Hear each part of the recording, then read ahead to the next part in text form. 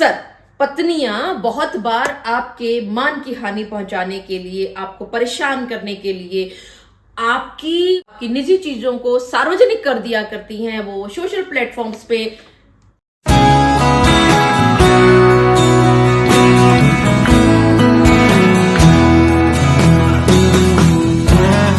आप सभी ने अक्सर ये महसूस किया होगा कि जब आप पति और पत्नी के बीच में मैरिटल डिस्कॉर्ड को लेकर के, वैवाहिक कलह को लेकर के आपस में रिश्ते खराब चल रहे होते हैं, तो उस समय पत्नी आपकी इज्जत को तार तार करने के लिए किसी भी हद तक चली जाया करती हैं। उनका असली मकसद यही होता है कि किसी तरह से वो आपको परेशान करें, आपकी इज्जत को तार तार कर दें, आपका मुंह समाज में उठाने लायक ना रहे। वो ऐसा कोई भी उपाय करने के बारे में सोचती हैं। और आप सभी ने अक्सर ये देखा होगा कि जब आप दोनों के बीच में अंतरंग संबंध बन रहे होते हैं, आप लोगों के बहुत अच्छे रिलेशंस हो रहे होते हैं, तो उस समय आप लोग कुछ वीडियोस भी बना लिया करते हो, कुछ ऑडियोज भी बना लिया करते हो, या कुछ फोटोग्राफ्स भी खींच लिया करते हो। और उन्हीं सब ऑडियोज, वीडियोज या फोटोग्राफ को वो उस आपसी कलह के बीच में, वो कोर्ट केसेस के बीच में चलते हुए वो वायरल कर देती हैं, साइट्स पर डाल देती हैं, और इससे आपकी बदनामी होती है समाज में। इसी तरह का मामला अगर आपके साथ भी हो जाए, आपकी पत्नी भी आपके इज्जत को नीलाम करने पर तुल जाए, तो ऐसे में क्या करना चाहिए, आइए आज के इस वीडियो के द्वारा समझते हैं। मैं एडवोकेट मोहिनी मोना आप सभी का पुनः स्वागत करती हूं, और आप सभी देख रहे हैं आप सभी का पसंदीदा चैनल मोहिनी मोना एडवोकेट। अगर आपने मेरे इस चैनल को अभी तक सब्सक्राइब ना किया हो, या आप मेरे इस चैनल के लिए नए हैं, तो इसको जल्दी से जल्दी सब्सक्राइब कर दीजिएगा, ताकि आपको इसी तरह के लीगल इंफॉर्मेटिव वीडियोस की नोटिफिकेशन सबसे पहले मिल सके। मुंबई हाई कोर्ट ने एक्स हस्बैंड, यानी कि जो पहले वाला हस्बैंड था, पूर्व पति था, उसके वीडियो के मामले में राखी सावंत, जी हां, वही बॉलीवुड एक्ट्रेस राखी सावंत जी की अग्रिम जमानत देने से इनकार कर दिया। आइए देखते और समझते हैं कि कैसे इस केस में क्या हुआ, कैसे राखी सावंत जी के अगेंस्ट में एक एफआईआर लॉन्च हुई, और कैसे उसमें उसको अग्रिम जमानत देने से मना कर दिया। आपके जो केसेस हैं उसमें भी इसको बहुत बड़ा फायदा मिलने वाला है। समझते हैं कि क्या होता है। यहां पर एक एफआईआर रजिस्टर की जाती है against Rakhi Sawant ji, information and technology act के 67A सेक्शन के खिलाफ, जो कि है publishing sexually explicit material in electronic form. इसके साथ साथ 500 आईपीसी यानी मानहानि और 34 आईपीसी यानी कि सामान्य इरादा, कॉमन इंटेंशन के खिलाफ एक एफआईआर दर्ज की जाती है। और जब एक गिरफ्तारी का तलवार लटक जाती है राखी सावंत के ऊपर, जो कि बहुत बड़ी बॉलीवुड एक्ट्रेस हैं, तो वो पहुंच जाती हैं मुंबई हाई कोर्ट में, और जस्टिस सारंग कोतवाल जी, जो कि इस बेंच को लीड कर रहे थे, उनके सामने ये एप्लीकेशन लग जाती है।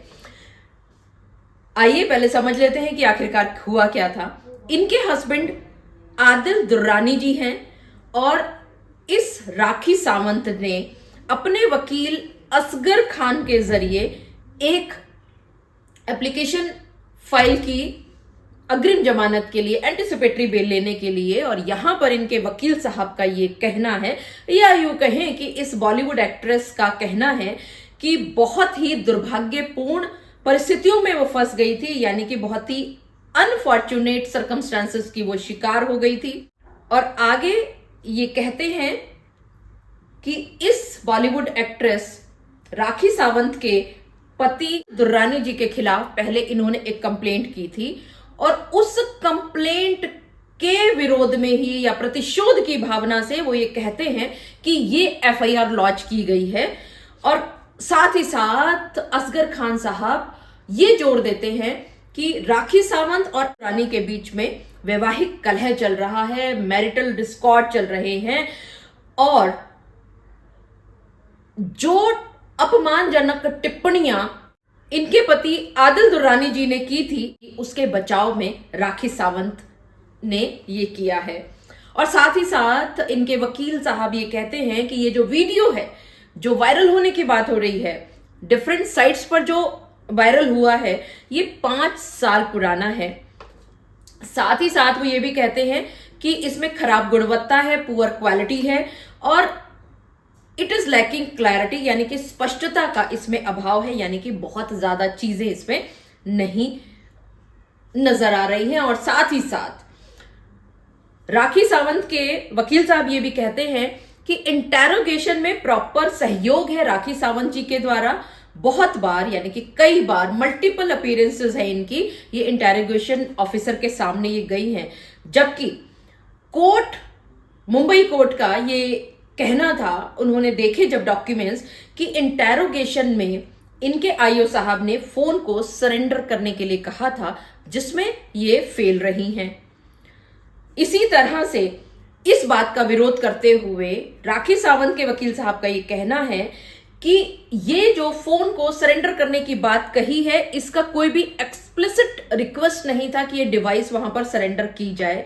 इसके साथ साथ ये भी कहा गया कि ये जो राखी सावंत है, इनके फिजिकल इश्यूज चल रहे हैं और साथ ही साथ पोटेंशियल सर्जरी के बारे में भी कहा गया।